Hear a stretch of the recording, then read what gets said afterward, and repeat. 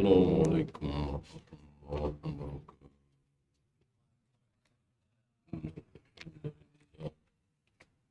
نحمده ونستعينه ونستغفره ونعوذ بالله من شرور أنفسنا ومن سيئات أعمالنا. من يهده الله فلا مضل له ومن يضلل فلا هادي له. أشهد أن لا إله إلا الله وحده لا شريك له وأشهد أن محمدا عبده ورسوله وبعد. أيها الإخوة, salah satu nikmat besar yang Allah berikan kepada kita adalah tidak ada satupun perselisihan, tidak ada yang bertentangan antara satu ayat Al-Quran dengan ayat Al-Quran yang lain. Saya ajak antum untuk, kalau tidak percaya ya, untuk menyebutkan mana ada ayat bertentangan dengan ayat yang lain. Tidak mungkin ada. Yang kedua, sabda Nabi alaihi salatu wassalam, tapi yang sahih ya, bertentangan dengan sabda Nabi yang lain. Tidak mungkin ada. Yang ketiga, ayat Al-Quran bertentangan dengan sabda Nabi yang sahih. Tidak mungkin ada. Sampai hari kiamat. Yang terakhir, yang juga tidak mungkin, ayat Al-Quran atau hadis Nabi yang sahih bertentangan dengan ilmu pengetahuan. Ilmu pengetahuan yang benar tentunya ya, yang terbukti kebenaran, bukan teori. Teori kan bukan ilmu pengetahuan, teori bisa benar bisa salah. Ada teori katanya langit yang 7 berikut bumi terjadi diawali dengan teori. Namanya teori, bukan ilmu pengetahuan ini. Bisa benar, bisa salah. Ada teori katanya dulu manusia ini sebetulnya adalah kera, monyet. Ya, teori. Ilmu pengetahuan itu bukan teori. Ilmu pengetahuan adalah air itu selalu mencari tempat yang lebih rendah. Beda dengan asap selalu naik. Ya, sifat air seperti ini, sifat udara seperti ini. Itu ilmu pengetahuan. Tidak mungkin bertentangan dengan Al-Quran, tidak mungkin bertentangan dengan hadis sahih. Kenapa? Karena semuanya dari satu sumber, yaitu Allah Rabbul Alamin. Sesuatu yang sumbernya satu, mana mungkin bertentangan? Ya. Yang bertentangan itu kalau sumbernya berbeda. Anda sumbernya apa? Oh, saya Hambali. Oh, maaf ya, kalau saya Maliki. Oh, maaf ya, saya Syafi'i. Ya nggak ketemu kan? Masing-masing sumbernya berbeda. Coba kalau sumbernya satu. Nah, berupa apa? Qala Allah, qala Rasul ala fahmi sah. Nggak mungkin berbeda. Insya Allah.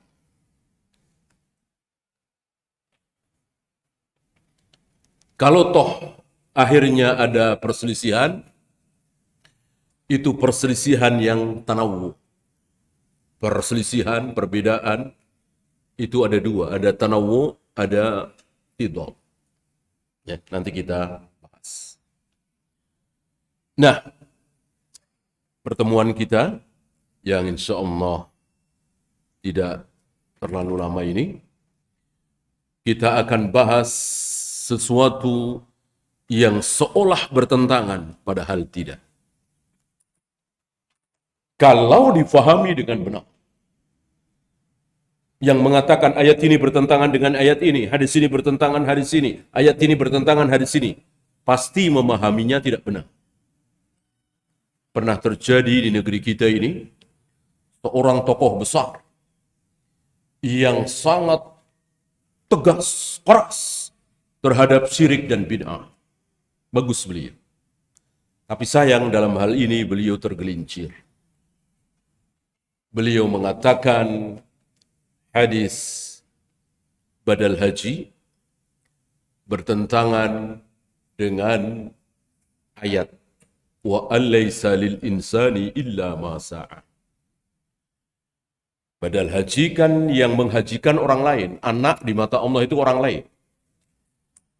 Di mata Allah, apalagi nanti pada hari kiamat, anak, istri, kakak, adik, ayah, ibu, semua adalah orang lain. Tidak ada mereka saling bantu-membantu, gotong royong, menjawab pertanyaan Allah. Tidak ada. Di hadapan Allah, masing-masing sendiri. Furoda.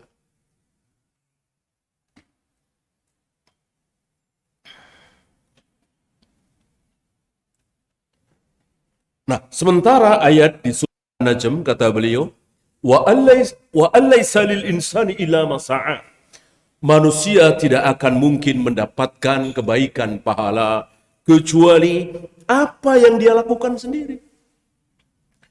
Kalau saya yang baca Al-Fatihah, ya saya yang dapat pahala bacaan Al-Fatihah. Nggak mungkin si A, nggak mungkin si B, nggak mungkin si C. Kalau saya yang melakukan haji, ya tentu saya yang dapat pahala haji. Nggak mungkin si A, si B, si C, walaupun ayahnya. Menurut ayat ini kata beliau, wa alaysa lil insani illa ma sa'a.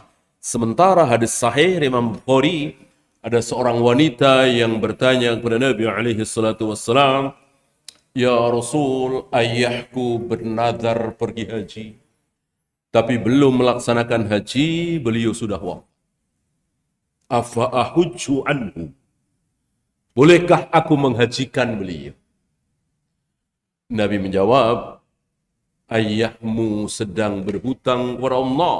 Nazar kan hutang, harus ditunaikan kan? Ketika ayahmu berhutang kepada sesama manusia, engkau yang wajib membayarkan hutangnya sebagai ahli waris. Sekarang ayahmu hutang kepada Allah, engkau lebih wajib membayarnya. Berarti Nabi bukan hanya membolehkan, tapi menganjurkan si anak ini untuk membadalkan haji orang tuanya. Saya Imam Bukhari. Sementara ayat tadi berbunyi, wa alaysa lil insani illa ma sa'a. Manusia tidak mungkin mendapatkan pahala kecuali apa yang dia usahakan sendiri, bukan diusahakan oleh orang lain. Beliau lupa bahwa anak adalah hasil usaha orang tua. Maka ketika anaknya membadalkan haji orang tuanya, ya sampai pahalanya. Kecuali yang menghajikan tetangga, kakak, adik, sepupu, keponakan, paman, bibi, enggak. Anak. Apa kata Nabi tentang anak? Bahwa anak-anak kalian adalah min kasbikum. Itu hasil usaha kalian. Bal min atyabi kasbikum. Akan hasil usaha kalian yang terbaik. Ketika kita berusaha, kadang menghasilkan uang, menghasilkan mobil, menghasilkan rumah, menghasilkan pangkat, jabatan, menghasilkan anak. Mana yang terbaik? Anak. Yang terbaik, anak. Kata siapa? Kata Nabi SAW. Tentu wajib kita dustakan pendapat diri kita kalau bertentangan dengan sabda Nabi SAW. Nabi yang mengatakan, Bal min atyabi kasbikum. Usaha kalian terbaik. Dengan demikian bertentangan dengan ayat tadi. Seorang manusia tidak akan mendapatkan pahala kecuali apa yang dia usahakan sendiri. Kan dia usaha dengan punya anak itu. Ya. Kecuali yang menghajikan tetangganya, temennya, kakaknya, adiknya, pokoknya di luar anak. Anak di sini bisa cucu, bisa cicit, bisa anaknya cicit, bisa cucunya cicit, dan seterusnya. Ya, kedudukannya seperti anak. Karena Nabi pernah mengatakan terhadap Nabi Ibrahim dengan ayah. Nabi Ibrahim disebut oleh Rasulullah SAW sebagai ayahku. Padahal kan kakek jauh. Berapa puluh turunan itu.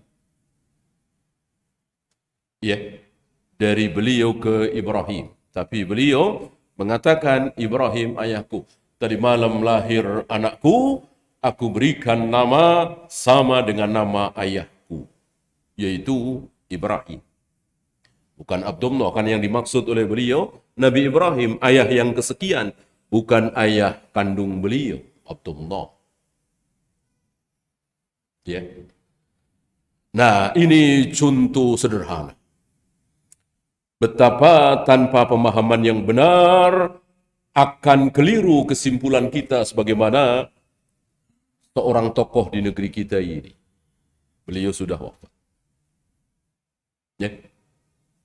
Maka kita harus dengan semangat, tidak mungkin ada yang bertentangan. Kalau ada ayat bertentangan dengan ayat lain, ada ayat bertentangan dengan hadis, ada hadis bertentangan dengan hadis lain, batal firman Allah. Ya.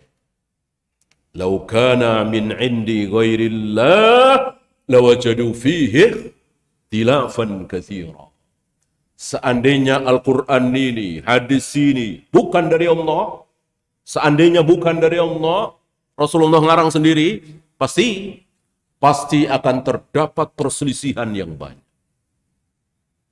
Kenapa tidak ada perselisihan di ayat di hadis? Karena dari Allah.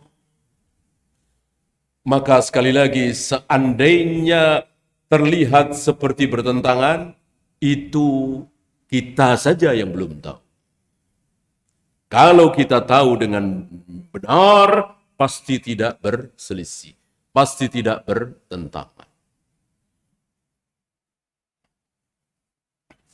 Wa alaysa lil insani illa ma sa'. Oleh karena itu, Nabi menyebutkan bukan cuma satu. Bukan cuma anak. Kan hasil usaha yang mendatangkan pahala saat orang lain melakukan kebaikan bukan cuma anak. Kalau anak jelas. Ada suami istri melahirkan anak. Karena satu dan lain hal, begitu lahir, anak ini dibawa orang. Ya. Apa panti asuhan atau apalah ya. Dididik, dipelihara, diajarkan, ditarbiyah, akhirnya menjadi ulama besar misalnya. Ayah ibunya ini cuma melahirkan doang. Habis itu nggak ketemu-ketemu lagi. Maka anaknya yang akhirnya menjadi ulama besar, tentu sholat, puasa, zakat, haji, dakwah, jihad, begini, begitu. Ayah ibunya dapat pahala apa tidak? Dapat. Nggak mungkin si anak ini jadi ulama dan seterusnya kalau ayah ibunya tidak ada. Bahkan si anak itu nggak mungkin ada kalau ayah ibunya nggak ada. Ya. Kecuali ayah ibunya kafir, tentu nggak dapat apa-apa dari si anak. Usaha. Nah, ada dua usaha lagi yang bukan dari jurusan anak. Apa? Harta. Dia bukan anak kita.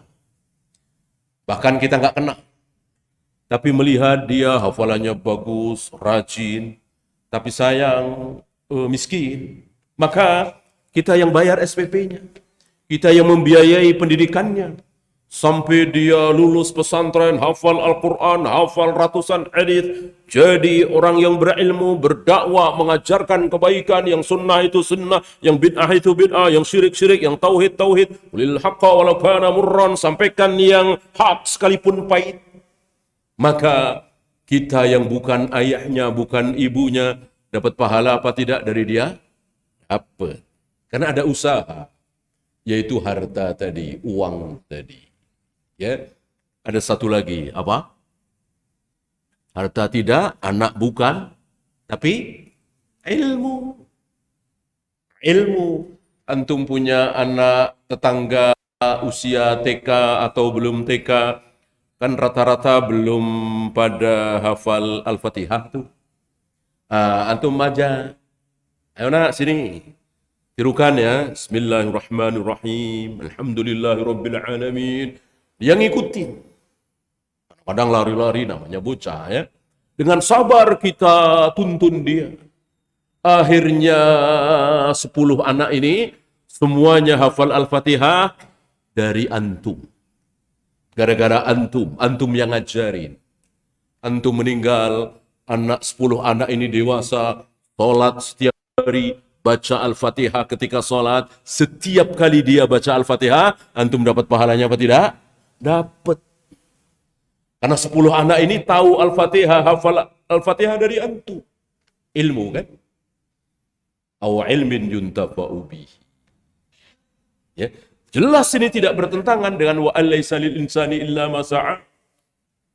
Karena ada usaha yang tidak mungkin dapat pahala kalau nggak ada usaha. Saya meninggal, tetangga-tetangga saya kasihan sama saya, lalu baca ini, baca itu, baca Al-Fatihah dan seterusnya. Pahalanya untuk saya, mungkinkah? Ya tidak mungkin. Usaha saya apa? Ya, tetangga-tetangga itu bukan anak saya. Tetangga-tetangga bisa baca ini, baca itu, bukan saya yang ngajarin. Tetangga-tetangga itu bisa baca Yasin segala macam, bukan saya yang membiayai. Apa usaha saya? Nggak ada kan? Kalau bacaan tetangga itu sampai ke saya yang sudah mati, batal wa alaysa lil insani illa ma sa'a. Ya. Ya. Kita lanjutkan.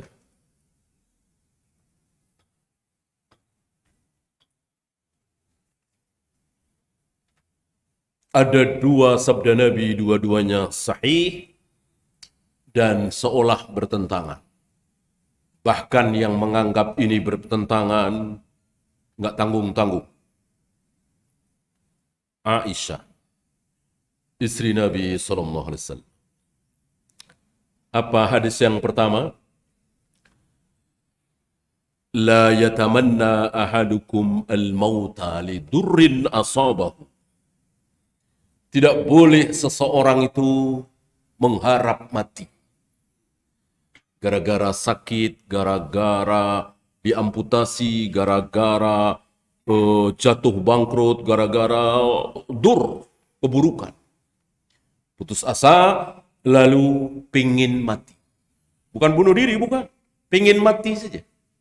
Bolehkah? Tidak boleh. Tamanna itu kan hanya berharap. Hanya berharap. Ya.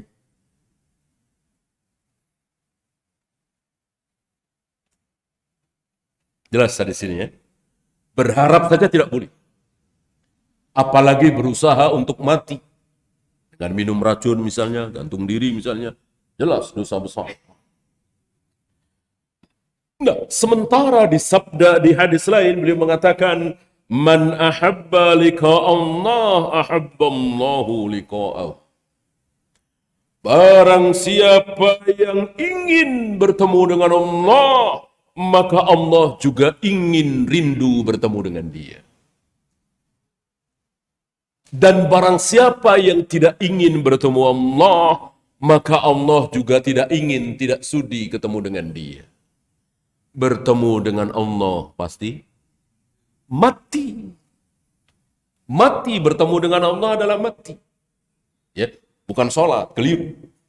Sholat dikatakan bertemu dengan Allah Saya akan bertemu dengan Allah sebentar lagi. Saya akan berjumpa dengan Allah sebentar lagi, yaitu salat. Ini istilah yang salah. Istilah yang benar, salat itu bukan bertemu dengan Allah, tapi ber, berbisik. Berbisik. Najah. Ya, maka disebutkan munajat. Berbisik ya.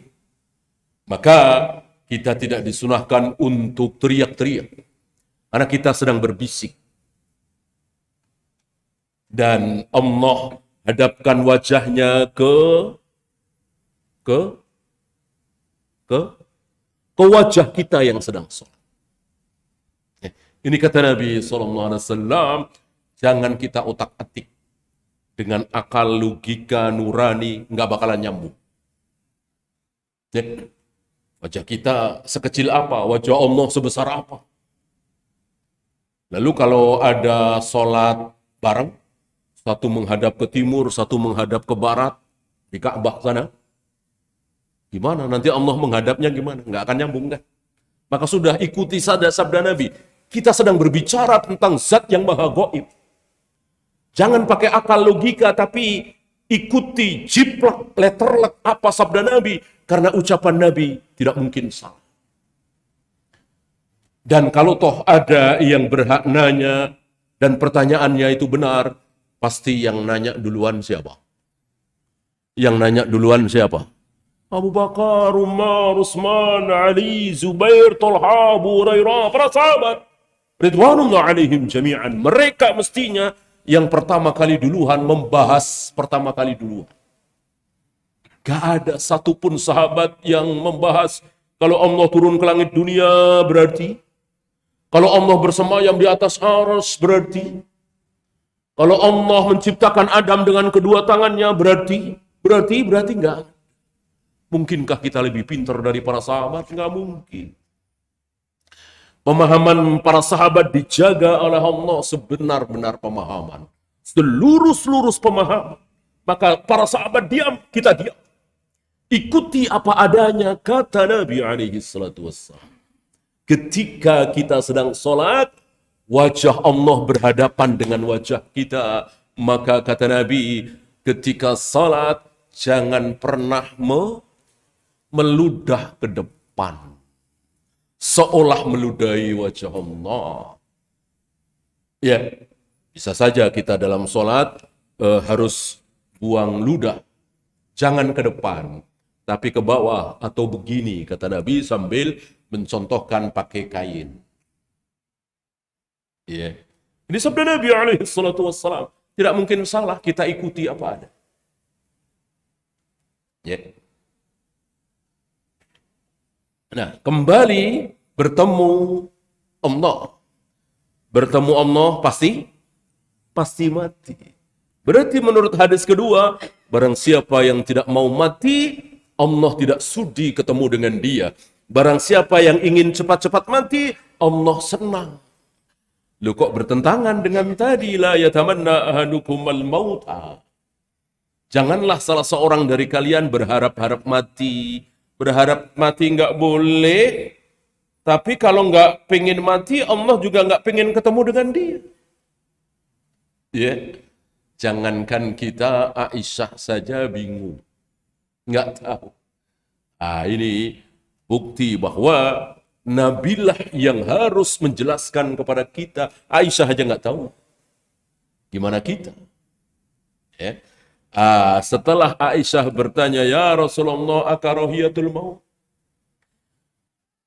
Ya Rasulullah, tidak mau bertemu dengan Allah berarti nggak mau mati. Bukankah kita semua tidak suka mati, tidak mau mati? Bahkan kita dilarang berharap-harap mati. Nabi menjawab, masalah waktu. Masalah waktu. Waktu kita segar bugar. Waktu kita sehat walafiat. Waktu kita tidak berpenyakit apapun. Belum gorgoroh, belum sakaratul maut. Berlaku hadis yang mana? Yang pertama tadi, tidak boleh kita berharap-harap mati. Ya, karena tertimpa musibah, karena di PHK, karena bangkrut, karena terlilit hutang miliaran misalnya. Nggak boleh. Nggak boleh berharap mati. Sementara kapan orang disukai oleh Allah, ditunggu-tunggu Allah, rindu, dan kita pingin sekali cepat ketemu Allah, yaitu saat gorgoro. Saat nyawa kita sudah di kerongkong. Jadi detik-detik menjelang kematian.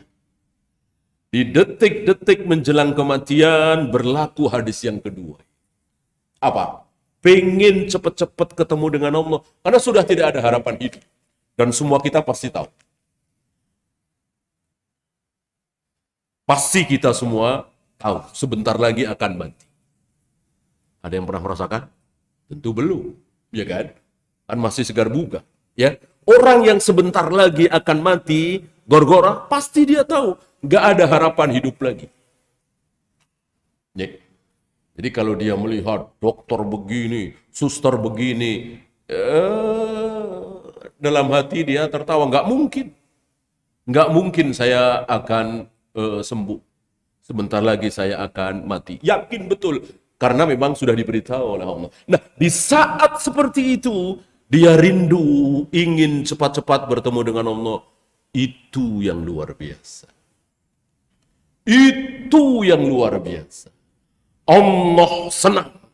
Allah juga rindu, ingin bertemu dengan dia. Antum tahu keadaan orang-orang kafir ahli maksiat dalam sakaratul maut? Luar biasa. Sedih, takut, gemetar, stres.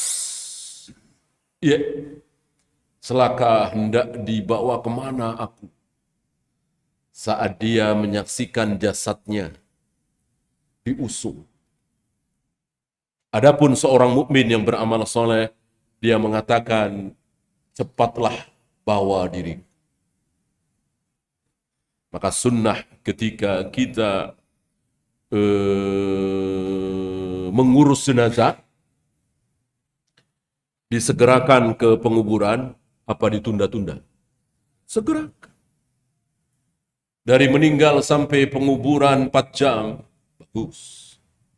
Dari meninggal sampai penguburan kok 3 jam, lebih bagus. 2 jam, lebih bagus.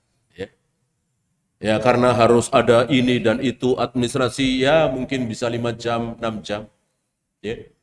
Kalau sampai seharian, kalau sampai nginep, ini tidak bagus.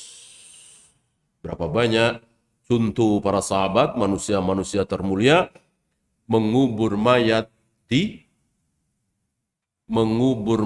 di malam hari. Ya. Jadi tidak menghalangi. Ya. Yang terkenal seorang wanita penyapu masjid dikuburkan di malam hari. Bahkan beberapa sahabat lupa melaporkan kepada Nabi SAW. Pagi harinya Nabi bertanya, kemana wanita? Fulanah yang biasa menyapu masjid? Dijawab oleh para sahabat, tadi malam meninggal, sudah kami kuburkan. Agak kecewa Nabi, lalu Nabi mendatangi kuburnya dan bertakbir 4 kali di atas kubur. Karena salat mayat tanpa ruku, tanpa sujud, boleh dilakukan di atas kubur.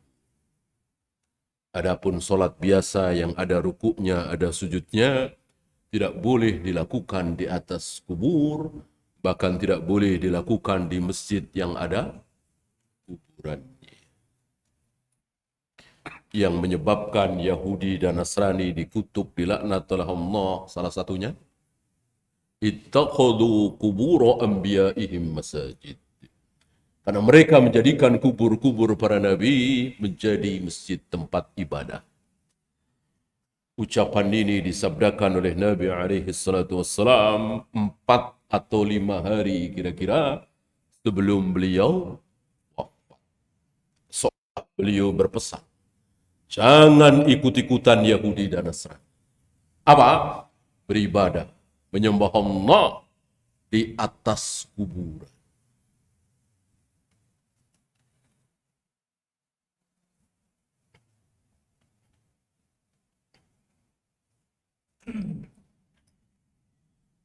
Kita lanjutkan.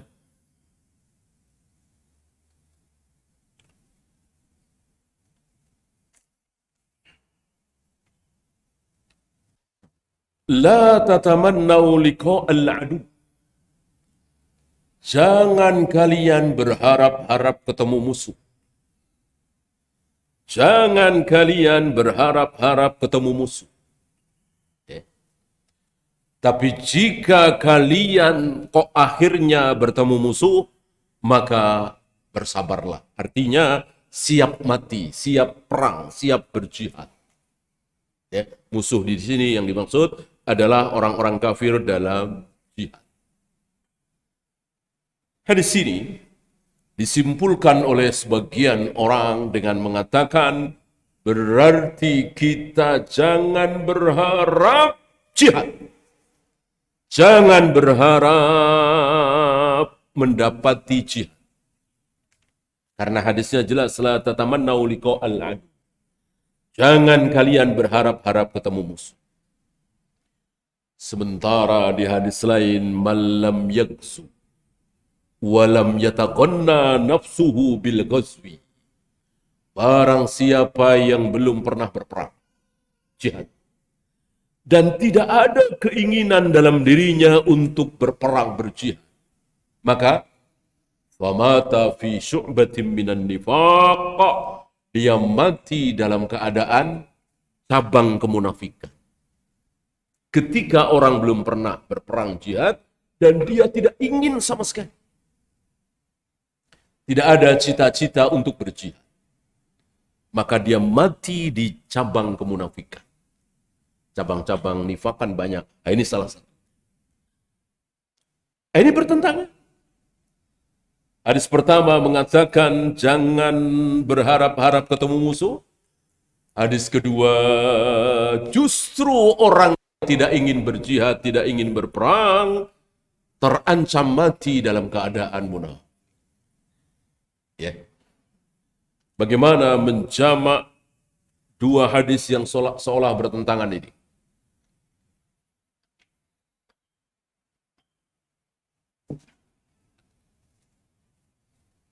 Karena thariqatul jam'i harus diutamakan, dinomorsatukan daripada thariqatut tarjih. Hati-hati dengan thariqatut tarjih. Memakai satu dalil, membuang dalil yang lain. Karena seolah bertentangan. Itu tarjih namanya. Ya. Itu boleh kalau kepepet. Tidak bisa dijamak. Seperti Bilal mengatakan Rasul pernah sholat di dalam Ka'bah. Masuk Ka'bah lalu sholat. Sementara Fudail bin Abbas mengatakan Rasulullah belum pernah sholat di dalam Ka'bah. Ini sulit untuk dijamak. Gimana cara menjamaknya?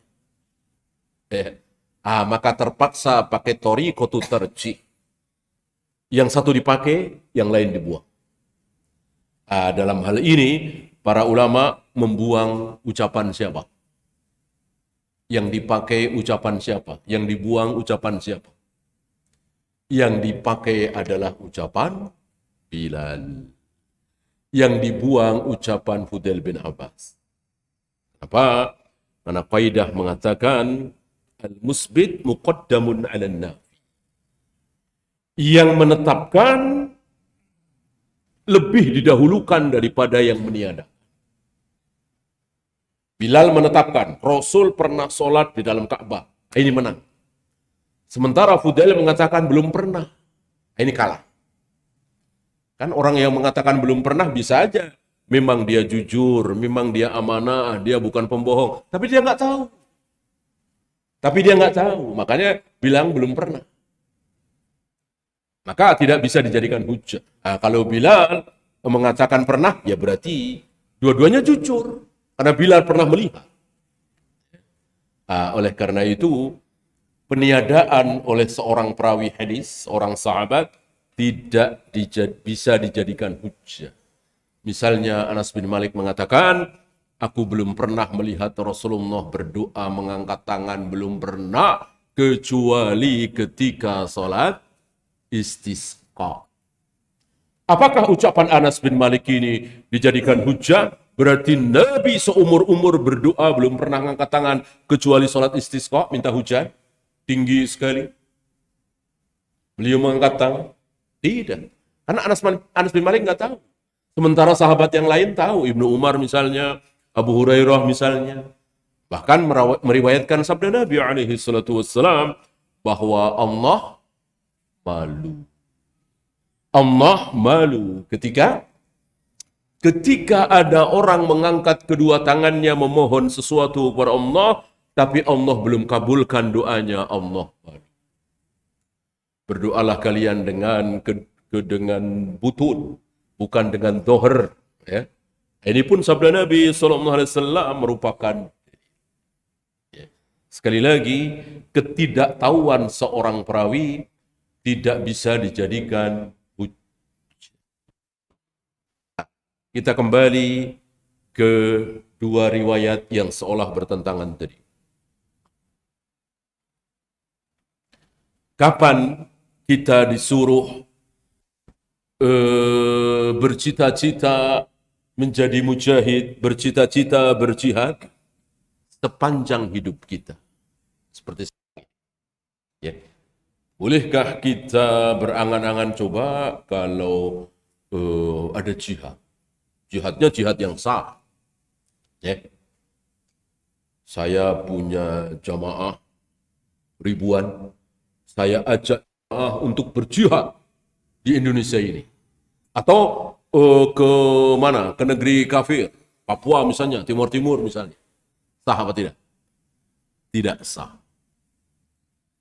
Tidak sah. Atau bukan saya. Siapa ya? Imam Syafi'i. Imam Syafi'i punya murid, punya jamaah ribuan. Lalu Imam Syafi'i mengajak jamaah, mari kita jihad. Kita datangi negeri-negeri kafir, kita tantang perang jihad. Walaupun caranya benar, ya, mengajak orang kafir di daerah itu untuk masuk Islam. Tidak mau masuk Islam, nggak apa-apa, asal bayar jizyah sebagai tanda tunduk kepada pemerintahan kaum muslimin. Tidak mau bayar jizyah, perangi. Itu kan cara yang benar. Yang memimpin siapa? Imam Syafi'i. Yang dipimpin para jamaahnya. Sah apa tidak? Tidak sah. Kenapa? Karena Imam Syafi'i bukan ulil amri. Imam Syafi'i ulama. Ya, yang berhak mari kita jihad adalah Khalifah Al-Ma'mun, Umar bin Abdul Aziz, Harun Ar-Rasyid. Ya, pemimpin kita hari ini, presiden kita misalnya, itu sah. Presiden kita mengumandangkan jihad. Mari kita rebut kembali Timur Timur, misal. Didakwai dulu supaya mereka masuk Islam. Nggak mau bayar jizyah. Tunduk di bawah kekuasaan kaum muslimin Indonesia. Pemerintahan Indonesia. Pemerintahan Islam kan. Indonesia bukan negara kafir. Indonesia bukan negara kafir. Negara kafir itu Amerika, Jepang, Inggris, Prancis, Jepang. Itu negara kafir. Indonesia bukan negara kafir. Sama dengan Malaysia, Brunei, Irak, Mesir, Saudi, bukan negara kafir. Bukan negara kafir, berarti negerinya kaum muslimin. Ya. Baru sah. Baru itu sah. Ya. Imam Bukhari kan membuat bab khusus. Al-jihadu ma'al imam, adiluhum wa fajiruhum. Jihad itu harus bersama pemimpin imam. Imam di sini orang nomor satu di negeri Islam tersebut. Mau namanya khalifah, amirul mukminin, waliul amr, sultan, presiden, raja, perdana menteri, yang penting dia orang nomor satu di negeri kaum muslimin itu. Ini pemimpin yang sah. Soal nama nggak masalah. Abu Bakar dengan Umar saja julukannya beda. Sama-sama pemimpin, julukannya beda. Abu Bakar lebih terkenal dengan sebutan khalifah. Khalifatul Rasul, bukan Khalifatullah. Ya. Umar lebih masyhur dengan julukan Amirul Mukminin. Kan beda istilahnya. Nggak masalah, yang penting sama-sama orang nomor satu di negeri Islam tersebut.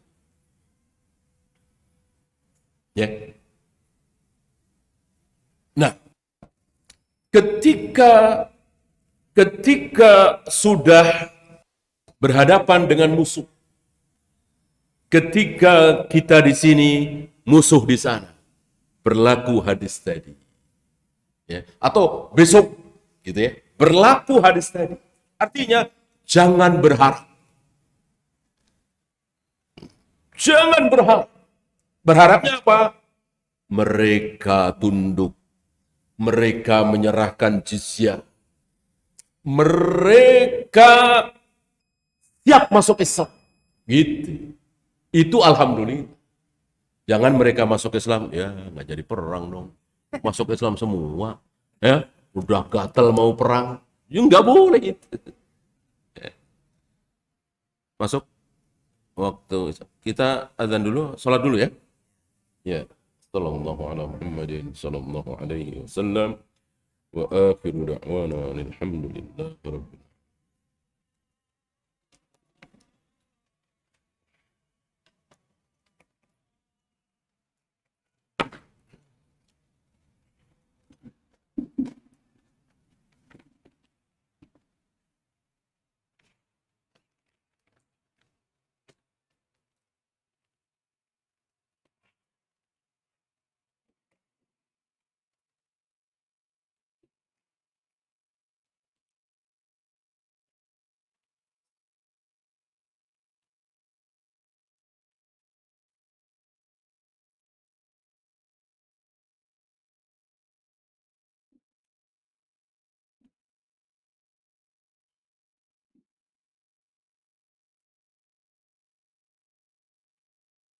الله أكبر الله أكبر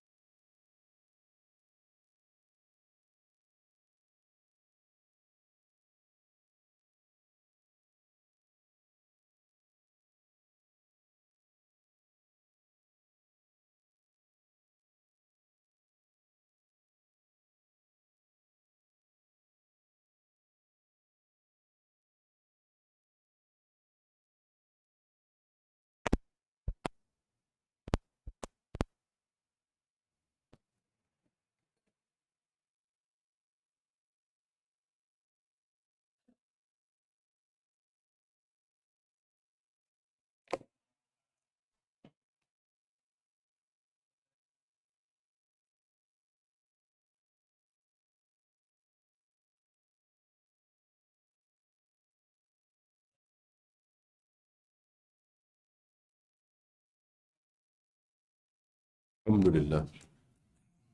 Salatu wassalamu ala rasulillah. La hawla wa la quwwata illa billah. Sebelum kita bersoal jawab, saya ulangi tadi bahwa kapan kita selalu ingin berjihad? Jawabnya, sepanjang hidup kita. Kapan kita dilarang bertemu dengan musuh, bunuh-bunuhan, detik-detik menjelang peperangan. Seolah kebalik ini ya. Kenapa? Karena seluruh pasukan, terutama komandan perang, harus menjadikan perang adalah pilihan. Perang adalah pilihan terakhir. Ketiga, pilihan pertama yang harus diharapkan oleh seluruh kaum muslimin, pasukan, termasuk komandan pasukan, pilihan pertama apa? Mereka semua masuk Islam. Kalau mereka semua masuk Islam, nggak jadi perang. Dan itu yang terbaik. Itu yang terbaik. Contohnya, Fathu Makkah. Fathu Makkah. Ya. Rasul dan para sahabat tidak menghunus senjata. Pedang tetap disarung. Kenapa? Yadkhuluna fi dinillahi afwaja. Orang-orang kafir Quraisy masuk Islam berbondong-bondong. Diikuti oleh yang lain yang non Quraisy. Karena Quraisy ini luar biasa pengaruhnya. Maka yang non Quraisy sekitar Arab nunggu. Ketika Quraisy bermusuhan dengan Nabi SAW, mereka belum mau masuk Islam. Begitu orang-orang Quraisy berbondong-bondong masuk Islam, mereka mengikuti orang Quraisy. Ikut berbondong-bondong masuk Islam. Itu pilihan pertama yang harus disukai oleh seluruh pasukan. Jangan menginginkan pilihan ketiga. Adapun pilihan kedua, ini tetap harus dijalankan dan harus disukai daripada pilihan ketiga, yaitu mereka membayar jizyah. Mereka tidak berharap perang, tapi juga tidak mau masuk Islam dan tidak boleh dipaksa. Tidak boleh dipaksa. La ikraha fid din. Tidak boleh ada paksaan dalam agama. Nah, masuk Islam nggak mau, bayar jizyah nggak mau, baru apa mau dikata harus perang. Sekali lagi, ini tidak boleh dijadikan tujuan utama. Paham ya? Ya, silakan. Ada pertanyaan? Rupanya kita baru 2 ya. Apakah ada badal umroh? Butuh dalil. Kalau badal haji jelas tadi dalilnya, ya kan? Jelas sekali. Itu pun kan anak. Kalau badal haji bukan anak, batal wa alaysa lil insani illa ma sa'a. Anak, karena anak jelas hasil usaha orang tua. Ya. Bagaimana badal umroh? Butuh dalil. Kalau memang ada sami'na wa ta'na. Kalau nggak ada, nggak boleh di kias. Badal haji ada, badal umroh otomatis ada. Kias nih. Ucapan Imam Syafi'i yang sangat terkenal, la qiyasa fil ibadah. Tidak boleh dalam ibadah maktah pakai kias. Kalau kias itu boleh, maka qobliyah Jumat boleh. Qobliyah zuhur ada apa tidak? Rasul dan para sahabat pernah melakukan qobliyah zuhur? Pernah. Qobliyah Jumat? Ya dikiaskan aja ke qobliyah zuhur. Bolehkah? Tidak. harus ada riwayat dari Nabi dan para sahabat bahwa mereka melakukan qobliyah Jumat. Kalau tidak ada, tidak boleh. Ibadat sekali lagi sama dengan akidah, tidak boleh pakai kias. Kias itu untuk jual beli. Kias itu untuk ekstasi. Kan di zaman Nabi belum ada ekstasi narkoba. Dikiaskan dengan Homer di zaman Nabi.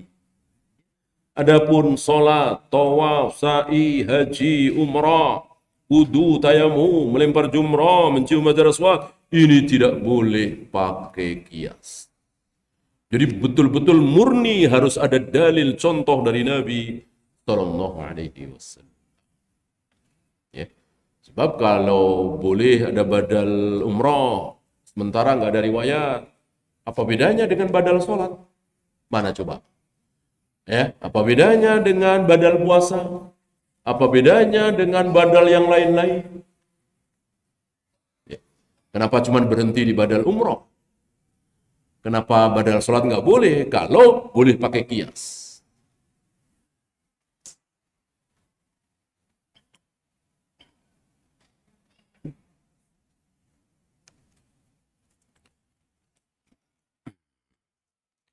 Jangan mentang-mentang banyak dilakukan oleh kaum muslimin, bukan kaum muslimin lagi, ulama. Banyak dilakukan oleh para ulama, syekh, berarti pasti benar. Buat apa kita belajar manhaj? Buat apa kita belajar dalil? Ya kalau begitu nggak usah belajar, lihat aja para masyayikh. Lihat aja para ulama. Nggak boleh. Kita harus belajar. Kebenaran adalah, dalil adalah qala Allah wa qala Rasul ala fahmis sahabat. Adakah para sahabat melakukan, mencontohkan badal umrah? Kalau haji jelas tadi sudah kita bahas. Adapun umrah yang ada di haji ya kan nggak mungkin ada haji apa? Umrah. Umrah itu masuk ke dalam haji hakaza, kata Nabi sambil beliau memasukkan jari-jari beliau. Artinya tidak mungkin ada haji tanpa umrah. Umrah dulu baru haji tamattu, haji dulu baru umrah ifrad, haji yang bersamaan dengan umrah qiran, gitu ya.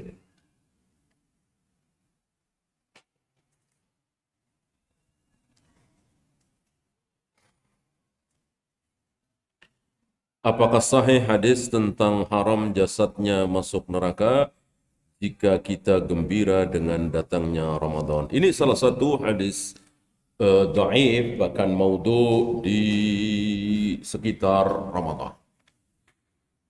Ya. Kalau sekedar bergembira, bahagia datangnya Ramadan, puasa tidak, ya tentu neraka. Ya, adakah orang yang gembira datangnya bulan Ramadan sementara mereka tidak puasa? Ada nggak? Banyak para pedagang, ya. Dagang cendol, dagang timun suri, tapi nggak puasa. Ya neraka, neraka.